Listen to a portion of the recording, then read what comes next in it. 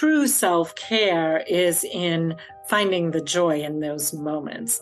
You sit down and have a cup of tea. Well, if you sit and have a cup of tea, but you don't relish in that moment and you don't kind of breathe deep and be present, it might be a beginner step for self-care, but for the self-care that really kind of nourishes our soul, nourishes our body, it really requires that being present, being kind of immersed in that present, and finding the beauty in that.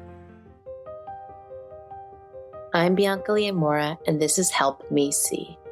This podcast is devoted to the itch you cannot scratch, that fire in your belly, and the forever quest of seeing the deeper meaning of this life we're living. We meet at the intersection of art, self-discovery, beauty, pain, memory, nostalgia, and consciousness. Yeah, it's a pretty busy intersection. I believe your photographic practice is a portal of presence and revelation that connects it all. I'm a photographic artist myself, an NLP coach, a mama, an HSP, an introvert, a dog-obsessed person with an unquenchable thirst for vision and not missing my life. This podcast is for the conscious creators in life and art and business. The conversations we have here are committed to honoring the wholeness of life and exploring how to bridge that gap between your distinct vision and your intentional life. We use photographic practice to light the way, whether or not you consider yourself a professional.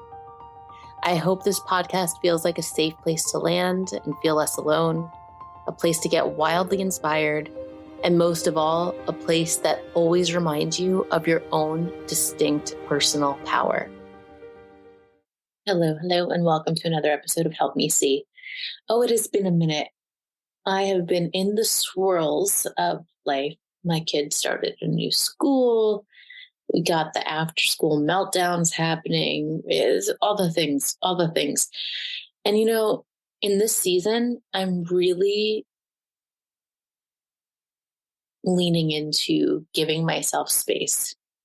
So when I think to myself, am I going to drink coffee at 10 o'clock at night to stay up to get the podcast episode out this week?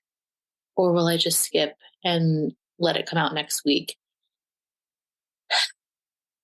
I've been letting myself skip.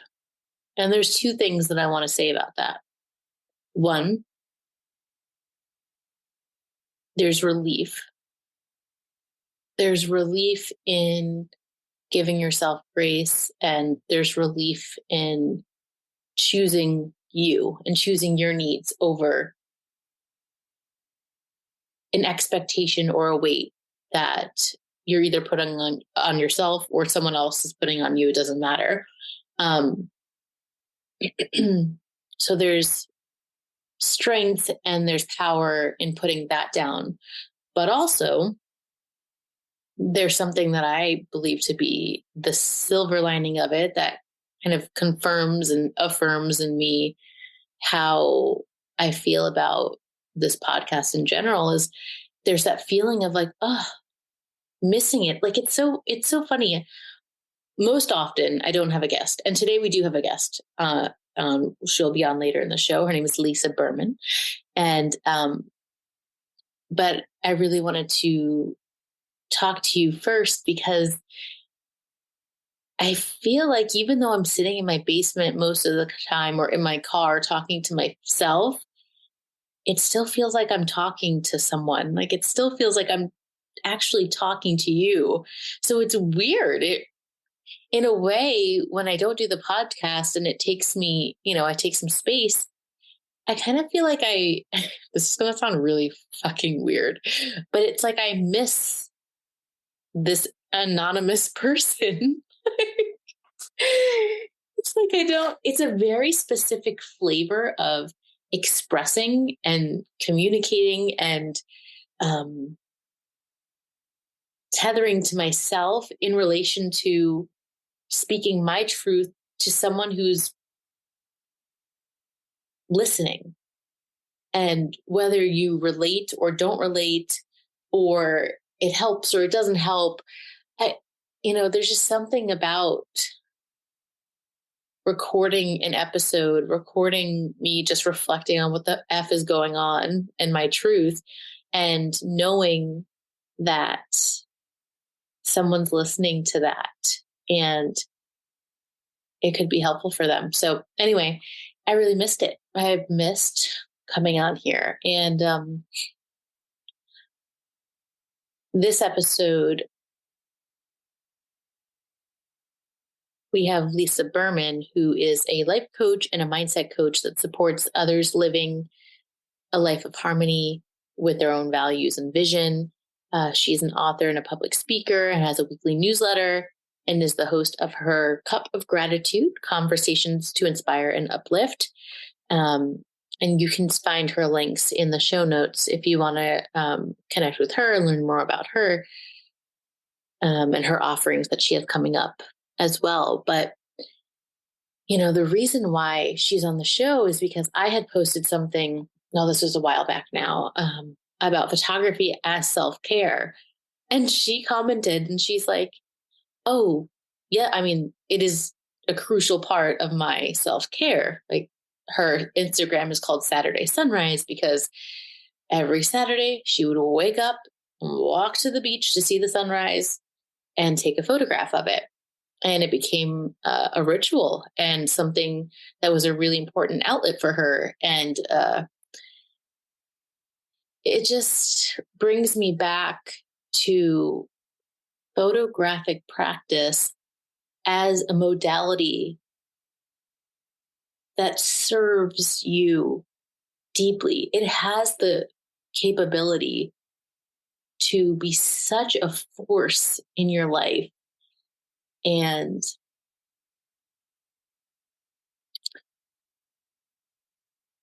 part of me wonders if I've leaned so far into photographic practice that it's become my crutch in communication, like visual communication and expressing myself, expressing my love. You know, I had just posted something on Instagram. um, oops, and it says, why is it so hard to articulate what I know the most? And yet it's so easy to take the picture. Oh my gosh. Does that resonate with you? If it does, can you please tell me? It makes me feel like an alien because it's like I can take a photograph of something and immediately it's like I know 47 different light years of, in an instant, of all of the meanings and all of the threads and why I feel this way, but in an abstract way. It's just embodied in that image and in my feeling of taking the image. And yet, when I go to express it verbally, how I want to communicate, sometimes I just choke on my words. Part of me feels like, of course, the human language, as extensive as it is, it's so freaking limited. Of course. And I'm at peace with it. And then there are other times where I want to rip the hair out of my head. And I'm like, oh, can't I express myself concisely and and in a way that feels right? So that's something that I'm playing with these days. I'm starting to write more. I'm recording some meditations on insight timers where I'm sharing them right now. I have some ones that are private to my conscious creator students, but there are a couple that are on my insight timer right now that are completely free. I'll link it in the show notes. So if you want to listen to those before you start your editing process or before you get out of the car and go into a photo session to photograph, I've heard that they are serving people well, and that makes me so, so happy. But what I love about writing the meditations is it feels like poetry to me. And I don't know, there's something about it that just opens me and expands me. Um, I don't know what rules I think I have to follow to be clear, to clearly express myself in other avenues. But through these meditations, I've been able to not write complete sentences, to really just let it be what it is, and to let it be as abstract or as specific as it is, and really flow into that. So that has been a really enjoyable experience for me lately. What about you? Yes, you. Dear one who's listening, what have you been doing lately that inspires you, that actually gets that energy flowing inside of you? And you know the distinction. One of the things we touch on, Lisa and I, in our very just casual conversation, is this idea of self-care as a checklist versus self-care as something that you're actually being nourished from. So when I ask you, what have you been doing lately that gives you that nourishment, that gives you that fulfillment? Uh, we all know the difference between going to a yoga class and having this like profound reset, and going to a yoga class and be like, hurry the fuck up. I have shit to do. Oh my God, is this done yet? And there's no right or wrong with it. And if you're like, oh my gosh, I don't even know nothing right now, I don't feel like I have space, blah, blah, blah. It's just an opportunity to take a beat. Just the fact that you're listening to this podcast episode right now, I don't know, maybe instead of finishing it, you press pause and go do something for yourself. Or maybe this is what you do for yourself, is walking while listening to a podcast, or doing the dishes while listening to a podcast, whatever it is. I've really been trying to get extra honest with myself.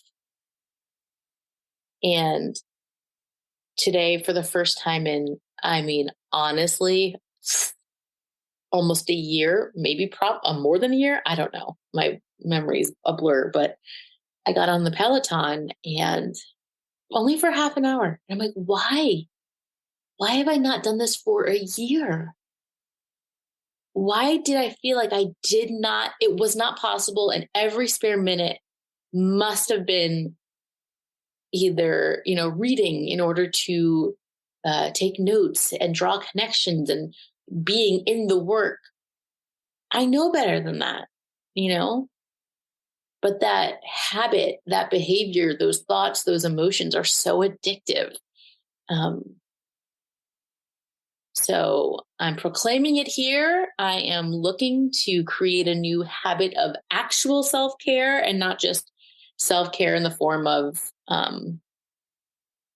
I want to lose however many pounds or whatever it is, and then I'll stop afterwards. I'm looking to create space for myself in a way that feels right and unconditional. So what is that going to be for you? What is a way, the tiniest of ways or the most significant of ways, or anything between, that you could decide on a new habit that serves you, a new habit that feels good and right for you? um, I'll leave it at that. I'll leave it at that today. I hope you enjoyed this conversation with Lisa. um, she's just such a darling, and I had met her through a mastermind that I'm in, and this was our first time talking one-on-one together. She's usually a square on my screen, so she felt oddly familiar yet new at the same time. um, and Lisa will just walk you through her thoughts around practicing self-care and gratitude, through her experience as a life coach and through her own personal experiences in life. Enjoy. How are you, Bianca? Hi, how are you? Wow, how are you? Good. It's so good to meet you. I feel like you're so familiar, but not because we've never talked one on one. I know. Exactly. Yes. No.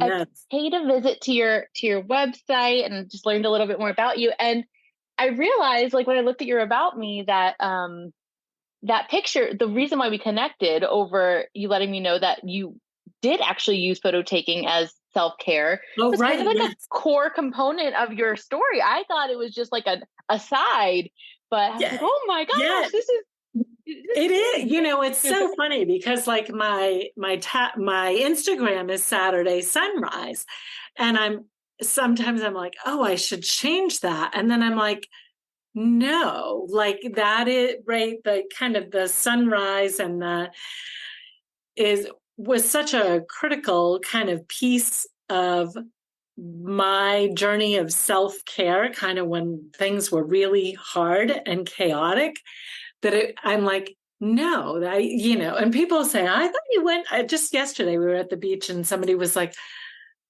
I thought you went to the beach every day. I'm like, no, no, no, Saturdays. I'm only committed to Saturdays.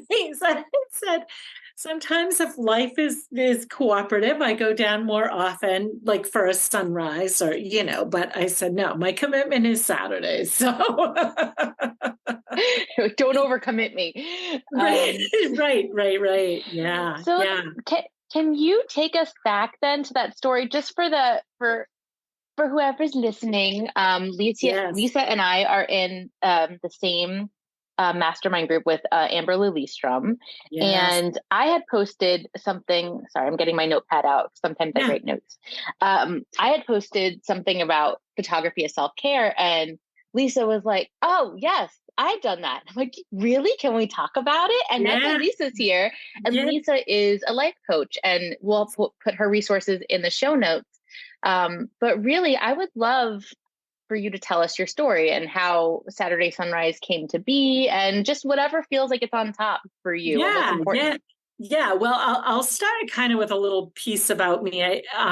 Just that, as a coach, as a mom, and I work in the mental health field. Um, so as a life coach, I really kind of strive to work to support women in kind of living a life in harmony with their values and their vision, not life balance, because that's like as a mom, that there's no reality to life balance. There are times when you need to give 100% to family members or whatever, and so and really finding joy, cultivating joy and gratitude are kind of two of my cornerstones in that process of kind of living a life in harmony, and self-care is such a critical piece. And you hear all of the can't drive your car on an empty tank, those cliche comments, but there's absolute truth to them. And so it started in, I think, 2011, 2010, somewhere back then. Our family life was very stressful, kind of financially.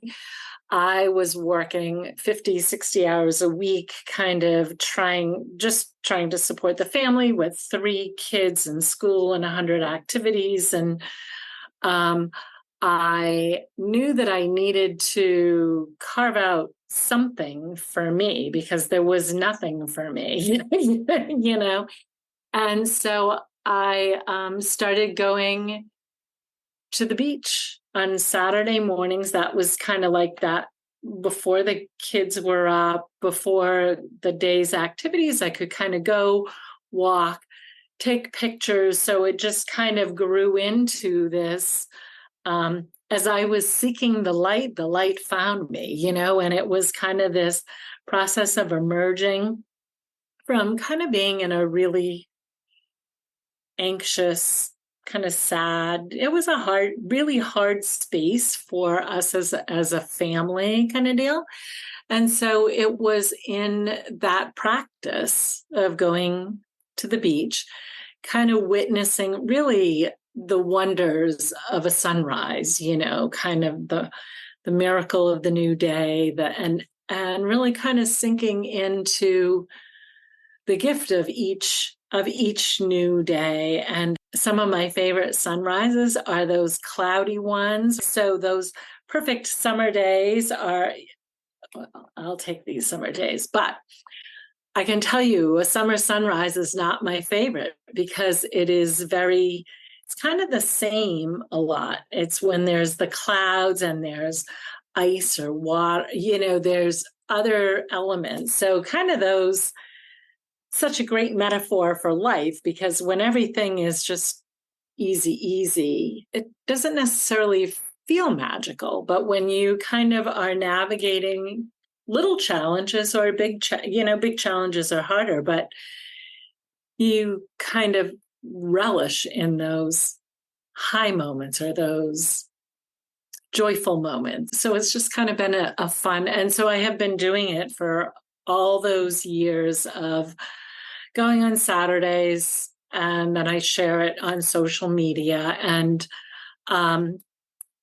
that was really kind of my way of working through a hard space. And certainly my life is very different now that I have much more than just a Saturday morning for my self-care. When people struggle with navigating self-care, right, I get it. And it really takes a commitment to taking care of ourselves so that we can be there for our loved ones. So, yeah. What was, well, one, I totally resonate with the not perfect, the not idealistic sunrises. It's that contrast, I think. It's like, despite this, there's that. And yes, that's a beautiful thing. I want to know, when you were seeking sort of that outlet for yourself, to have space for yourself, were those walks your first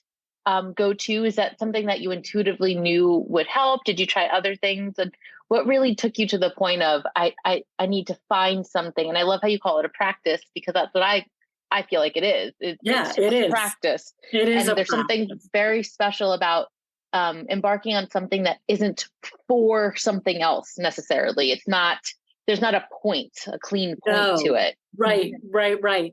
So I don't think that I had any plan. Like, I think that I remember sitting at the counter with a friend and we were just kind of talking about lots of different things. And I went, sunrise. I'll just go every Saturday and take a picture of the sunrise and just kind of be witness to the beauty. Really, for me, it's God's gift.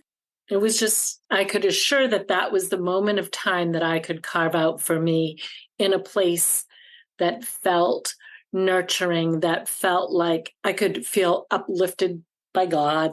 I could feel God's presence. I could be kind of quiet in my own space. And then it just grew into something that I couldn't not do. Like,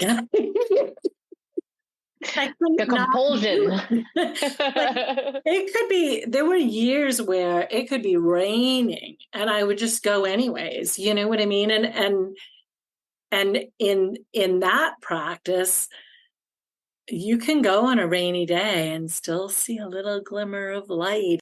Can you talk a little bit about the photo element of it? Like, why the take a picture part of it? Because sunrises specifically, I feel like have this, there's this note that comes with it, or like, the picture never does it justice, but that doesn't mean there's not a point in taking the picture, right? So what does that practice of like taking a photograph feel like for you? What does it do for you?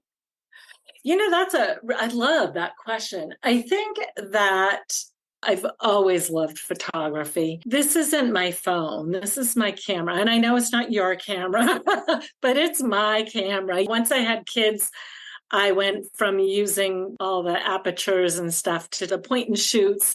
And then the phones came out. I really think it was to capture the beauty. And then I loved sharing it. I really love, there's so many people who don't get to see a sunrise.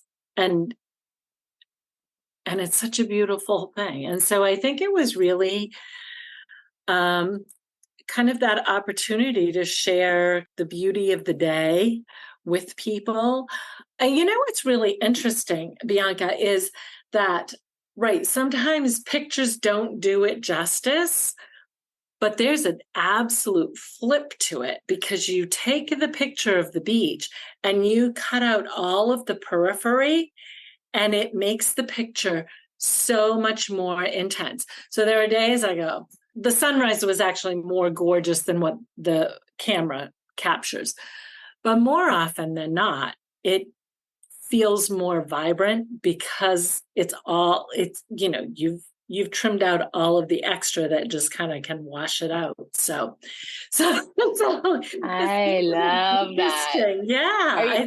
Do you mean when you like zoom in, it kind of like you fill the frame with the sunrise portion and then like all the space is gone? All the space is gone in any picture. It doesn't matter if it's like a zoomed out picture and the sun is like this big. Mm-hmm. And so you have more sky, but you don't have all of the sky because you can't capture all of the sky. And so no matter what, it cuts out the stuff that washes it down, which I just find that so fascinating. Different days, the picture doesn't do it justice, and other times it's like, wow, was it really that gorgeous? Or did I do that? See that, like when you capture the little kids and the parents, and it's so intense, right? It's so right in there and so intimate that all of the extra stuff is washed out, and you just are kind of held with that absolute beauty of the moment. Yeah, I think that's, I just love how the act of taking a photograph is, you have this tiny square, and it compared to everything around you, and it's just wherever you're choosing to point this. Yes. And especially, and even if you use a real camera, the square is even smaller. It's like exactly, like, right. What are you pointing it at? And that, like, you have such power in that. And I think for me, like, one of the biggest draws is, oh man, I most certainly have undiagnosed ADHD. I have such an issue focusing, but when I have that thing in front of my face or my cell phone, I have equal love for both. I get to focus. I get to choose my focus, and it's more of like an active focus. And I don't know, it really just grounds me and centers me and pulls me in. And that evidence of what you see is like, you can even, I don't know if you resonate with this, but there's like different kinds of picture taking. I don't believe we have to choose between being present and taking the photo. I believe that like we could respect our impulse to take the photo, take a snapshot and be done with it. Or we could use the photograph as like a way to engage in seeing. And it's like, oh, I really want to zoom in and I really want to look at what I'm doing and frame it. And there's just both kinds. And yes, because I love to take pictures of flowers. And so throughout the spring and summer, I have different flowers in bloom in my yard, and I go through and I take pictures and I zoom in, and then sometimes I create reels or I just post. And I find that is, for me, self-care too, because I like that it's that engaging, right? So I can go and engage with the flowers and I can cut them, which I do with all my peonies. They never stay on the bush. They're cut and they're in my house. But my lupin, I go out and I take pictures of the bees with them. And it is you're engaging with these inanimate objects, with the flowers or whatever it is, you're engaging with it. And I think finding it helps you find the beauty in it. I talk a lot about cultivating joy, finding joy, and going out and doing those little things. And for me, if I'm kind of feeling stressed and I need a break, a 3-minute walk through my yard to kind of look at the flowers and take pictures of them. And then, you zoom in, you make it bigger, and you can really see the details of the flowers. And so then not only do I get to like enjoy it in that moment of the act of capturing the pictures.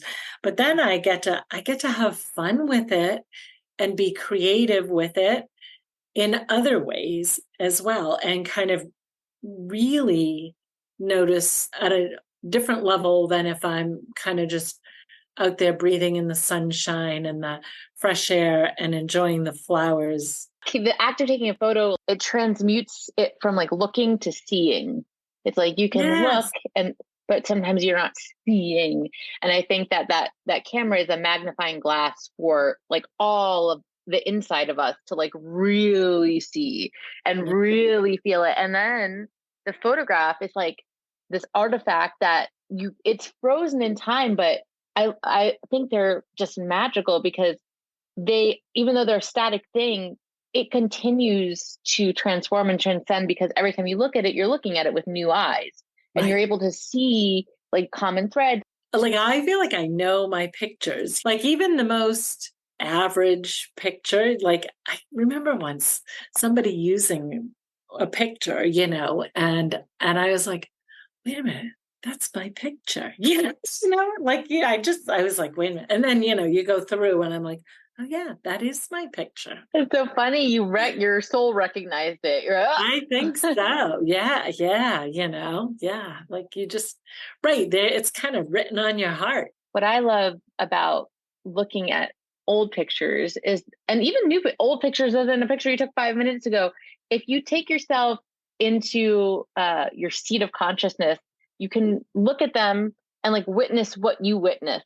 So I think it's really beautiful to look at the pictures and as you're looking at the pictures, pretend a stranger took them. And then you start wondering about the stranger. Like, I think it's really fascinating how if our children ever take a picture of us or whatever they take a picture of, we're like, oh, look what he thought was important. How sweet. But it's like, same thing happens with us. Can you look at your own pictures and look what I think is important.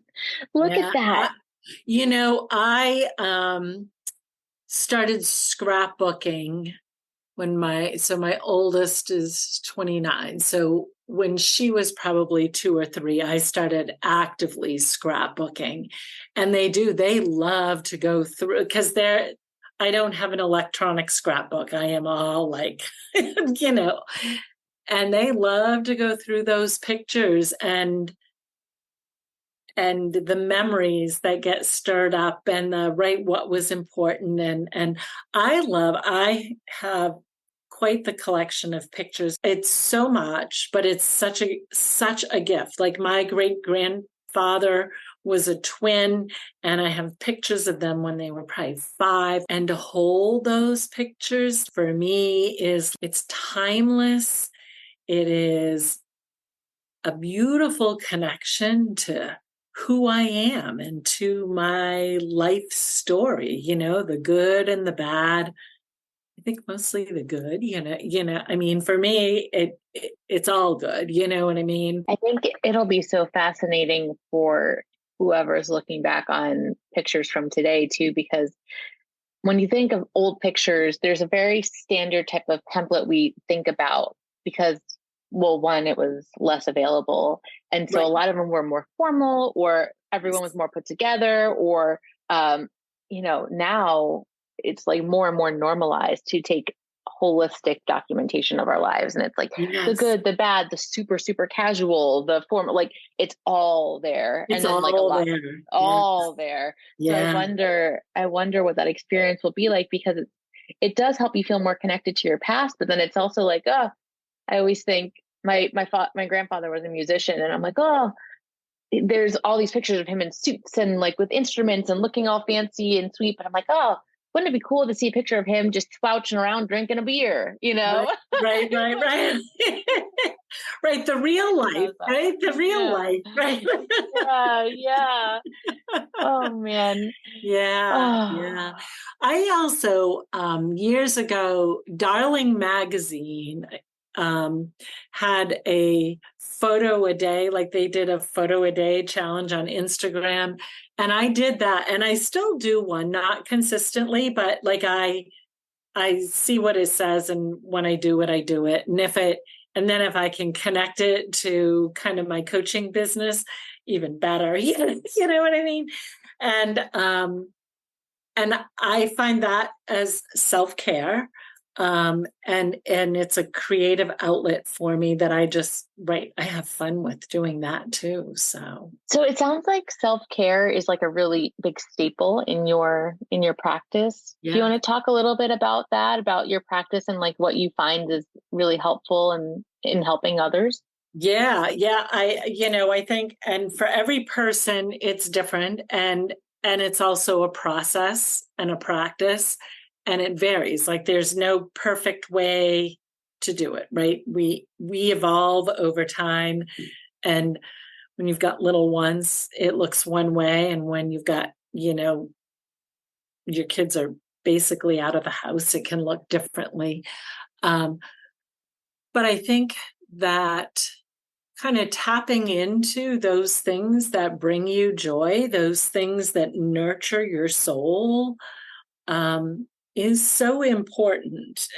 As women, we carry a lot of responsibility in the home. We are, work or have businesses. I know people, right? I have my business and I work, and we're responsible, oftentimes for meals and a lot, like the organizational piece of the house. Even if your partner is a huge help, it's in our brains, so we carry it, like, just by nature of who we are.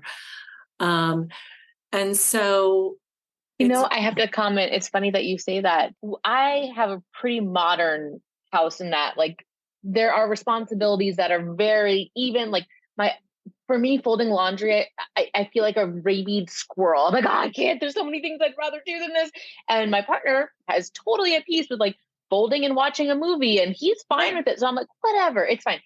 But what's funny, when you pointed to your head, I'm like, it's so true. Even, no matter how, I think that there's something that's just in us, because no matter how modern or different it is in actuality in your home, there's still this very ingrained, like, antiquated way of being, even if it's not lived. Because the other day, my partner goes, oh, his sister was coming into town, and he's like, oh, I ordered a pizza so you don't have to worry about it. And I was like, oh, thank you so much. And then I hung up the phone, and I was like, it's assumed that I'm worrying about it. Right. It's assumed. It's just assumed. Like, and it's funny because, like, and he's the most he's so supportive. Exactly. So, right. But still, he assumed that I am the one worrying about it, and I am the one worrying about it. Right. Yeah. And so I think that we can lose a part of ourselves in all of the roles that we play, and in kind of juggling all of those pieces. And yet we give so much of ourselves to clients, to our work, to our family, be it old, be it young. There's just so many pieces that when we don't take care of ourselves, it's harder to regulate our own emotions. It's harder to say yes to doing those things that we love to do, because you kind of can get bogged down. But when you carve out that time to take care of you, it makes it easier. It gives you that space for clear thinking and for problem solving, and to shift your mindset. And so part of my practice is, so I have my sunrise, but I journal every day. Every day, and I don't know how long I didn't journal every day when my kids were young, right? That my self-care practice looked different then. I think if I could go back in time, I would probably do things a little bit differently and go back and do what I do now, because I journal, and I kind of journal about the day before, kind of what went well, what didn't. So I might do some bitching about things.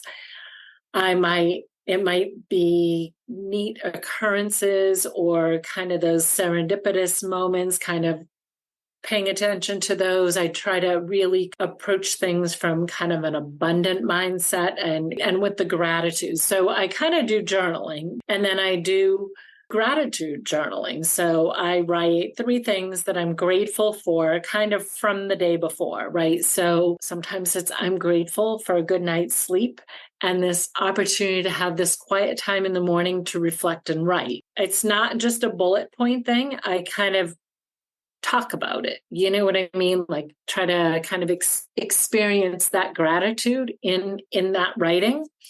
And then I do 3 things. It's kind of a setting an intention with gratitude. So one of them is grateful for the many ways abundance presents itself in our lives, right? So there's time, there's money, there's love, there's just, there's so many different ways that abundance comes to us each day. And so to really kind of put that on the forefront of my mind so that when I go into the day, I have that awareness of those things that are going right and that are blessings. And so I kind of do 3 things that I'm grateful for, setting intentions. Last year, the 5 of us went to Italy. And so for probably 3 to 6 months before our trip, one of those intentions was I'm grateful for our trip, that we're all healthy, that the flights are safe, that we laugh and we love and we, you know what I mean? And we didn't have a hitch. And it was in the middle of all kinds of issues that were rising here and there. And I was like, oh, it was just, the power of setting intentions is really huge. And so journaling and then doing kind of a reflective reading, that's kind of part of my morning routine. I've added yoga in the past couple months, and that has been okay. I'm a whole new person. So That's funny. My last podcast episode was with Melanie Hale. She's my yoga instructor, and I told her that it wasn't until her class I was like, oh, I get it. Like, oh, yoga, I get it. A common thread that I'm finding in everything you're saying, and it really solidified.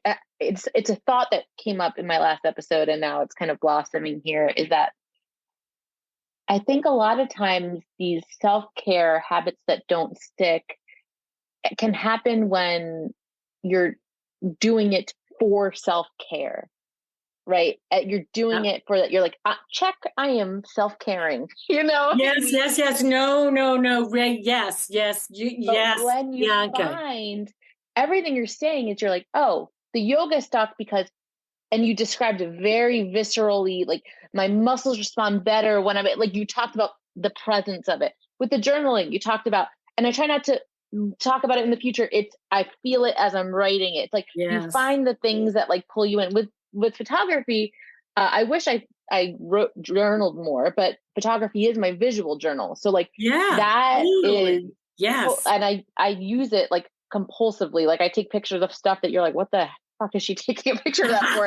I don't even know, but I'm here. I got you on that one. Yes. To respond to like whatever I feel like, even if it's like something disturbing that I feel, I'm like, I don't know, if it viscerally strikes me, it's my reflex, and I respect my reflex now.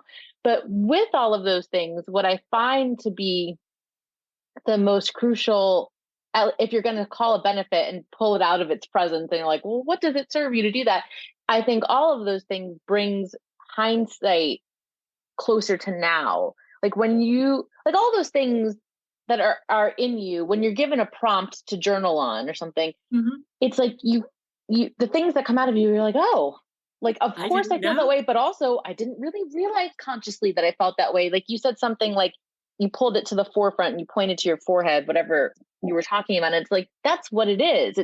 It's bringing it out to see it in front of you. And then you can make more conscious decisions around it, like really enjoy it more, sink your teeth into it more, or let it go, or whatever it is. It just brings it all up and like puts it out there for you to see and make the unconscious conscious.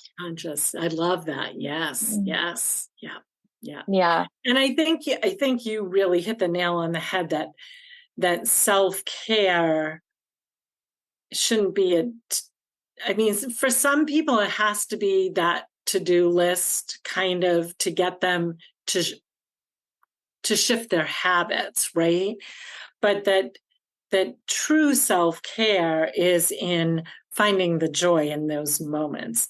You sit down and have a cup of tea. Well, if you sit and have a cup of tea, but you don't relish in that moment and you don't kind of breathe deep and be present, it might be a beginner step for self-care, but for the self-care that really kind of nourishes our soul, nourishes our body, it really requires that being present, being kind of immersed in that present, and finding the beauty in that, whether it's taking pictures of flowers or people, walking the beach, walking in the woods, or even that dripping sweat on a run or in a yoga class. Different things bring different people joy. And I think that self-care is part of that cultivating joy. I think it requires a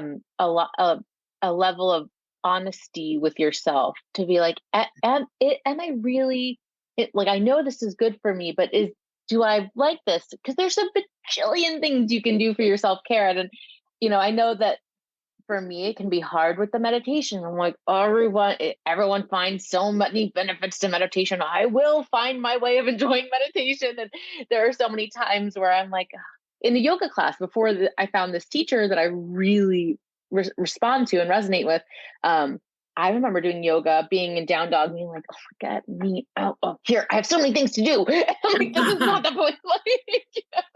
Like, just because I did it doesn't mean I reap the benefits of it, because it was driving me crazy. And I just think that there's just so much abundance and so much opportunity available to us when we're just honest with ourselves about like what's working and what's not working, because your self-care doesn't have to look like someone else's. Right. And I think that awareness of when it's not working, and that's why it's a practice, whether it's yoga or other self-care activities, it's a practice because you're learning about yourself. You learn what doesn't work. You learn about what doesn't sit well with you, but it sits well with other people. And that's okay. It doesn't have to sit well with you because you are you, and what nourishes you is different than what nourishes me. And so often it is playing around with different opportunities, right? Like a yoga class, right? So you've done yoga and you found a yoga instructor that speaks to you. So now it works. That being present is such an important part of life. I think that curiosity, remaining curious with what does and doesn't work for you without judgment. Like I love when Amber says to view it with neutrality. I think that is such an important part. The neutrality in the witnessing. It's crucial to our stamina with it, because it requires so much energy to judge ourselves in like what's working and what's not, and why it is and why it's not. The judging ourselves, judging others, it really doesn't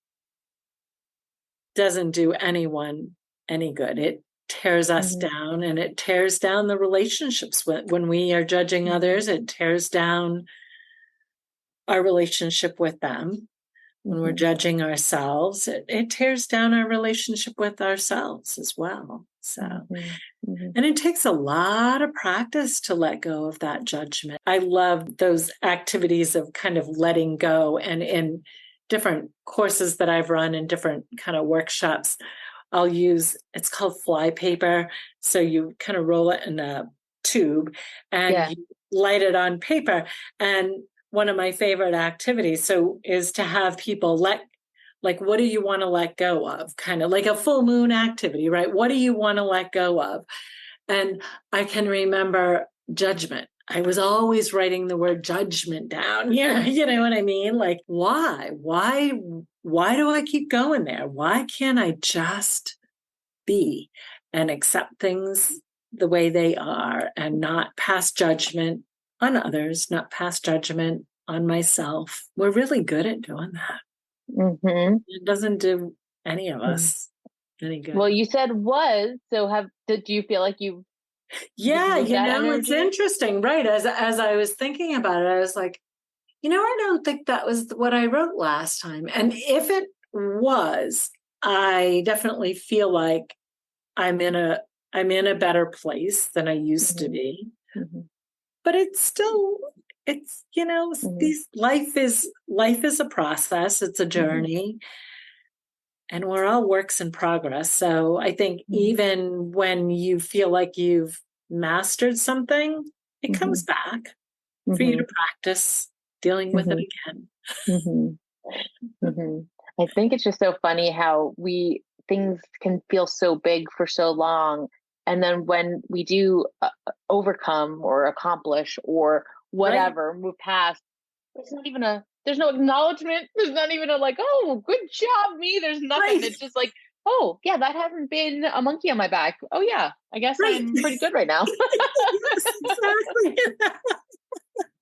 Yes. Is there anything else that's on top for you right now that you feel like talking about? Is there anything else that comes up often for you in your practice, in your coaching practice, that you think is a widespread issue you want to speak to? Oh, interesting question. I feel like we've touched on that cultivating joy and finding joy. I mean, that is one of those things that I am often supporting women in that because, whether it's burnout from work, whether it's burnout from life, it's so easy to kind of get lost and finding those moments of being present and kind of looking at the beauty that surrounds you and finding gratitude in that. We haven't talked much about gratitude, but I think that is, so I host a kind of once a month cup of gratitude. It kind of varies depending on different things. It's not really a podcast. I have a guest and we do an interview kind of like this, but it's an open forum. So guests can join the call and then ask questions and stuff like that. So that's been one of my fun babies for the past probably 2 years. Oh, wow. Just learning how people's gratitude practices kind of came about and what their practices are, because there's just such an array of gratitude practices. Sometimes people don't even consider that they have a gratitude practice, but based on kind of how they do things, they clearly do, So I think gratitude is one of those other pieces that I like to dive into. I think that the major point of what's needed for everything that we've talked about is space, like to give ourselves the space to have that, to have the presence, to have the gratitude, to have the moment for yourself, to have the whatever. How do you help people break away from the norm of every day? To get the space, because it wasn't. I mean, sunrise is not a convenient hour. No, and I think right. Thank you. I think it's so important. I mean, it really is about knowing what your priorities are and being intentional about it. And it takes kind of committing to taking care of you. And, it's interesting. I had a client where she would every hour get up from her work desk and just take a walk, paying attention to something to be grateful for, or something that was beautiful. It could be a piece of artwork hanging on the wall, or it could be the sunshine or the pitter patter of rain, and just kind of pausing in the fullness, right? So we can kind of say in the chaos of the day, but when we say in the chaos of the day, that's just really inviting more chaos. But when we say in the fullness of the day, it really shifts our energy. And so often it is even the language that we use impacts how we feel about things. So if I talk about my day being chaotic, I feel dragged down. If I talk about my day the fullness of my day, the fullness of my week, it kind of feels expansive, and it feels like, ooh, like there's some good stuff in there, right? And there might not be, you might be having a really hard time, but there is a fullness. And when you kind of look at that, I think it's then also easier to see the gifts and the blessings, even in those hard times, because even in those hard times, there are gifts, there are blessings, and you just kind of have to be open to seeing what they are rather than stuck in the muck. So. Yeah, it's like that space, the even if it's just once an hour, get up, take a walk, it's giving yourself the space to reframe, to be more intentional about the reframe of it all. Yeah. And that brings us back to photography if we're talking about reframing. Yes. Full circle here. Yes. Oh, yeah. Lisa, it was such a joy talking to you. Can you let us know? Well, you can say it here and we'll put it in the show notes, where to find you if anyone's interested in the cup of gratitude and all that. Yep. So on Instagram, I am Saturday_sunrise. I have a Facebook page, Lisa Berman Life Coach. My website is lisabermanlifecoach.com. So I do have a weekly newsletter that people can sign up for there. I also have a retreat coming up, a one-day retreat, October 15th. So if you live in New Hampshire or New England, the details for that are on my website as well. And so I think those are the places you can find me, and I will send you that information as well. So that awesome. Yeah. Well, thank you. This was so much fun. Yes. Oh, yes. I can't wait to go out and take pictures today. That's what I like to hear. Go to the beach and take. Yeah. It has always been. I know when you posted that, I was like, pictures of self-care. That's a no-brainer. Yeah. Yes, let's normalize it.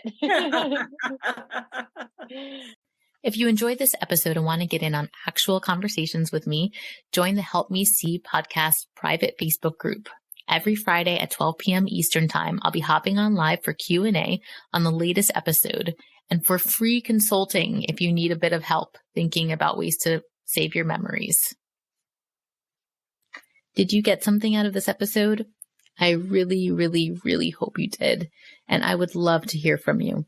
I'm on a mission to empower you to feel peace knowing that you are not missing your life.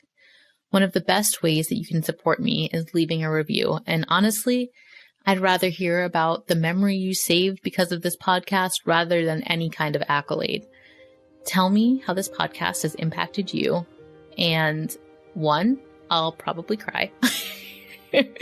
And 2, I'd love to give you a shout out on the show. Take a minute and head out to the link in the bio to write a review now on the podcast.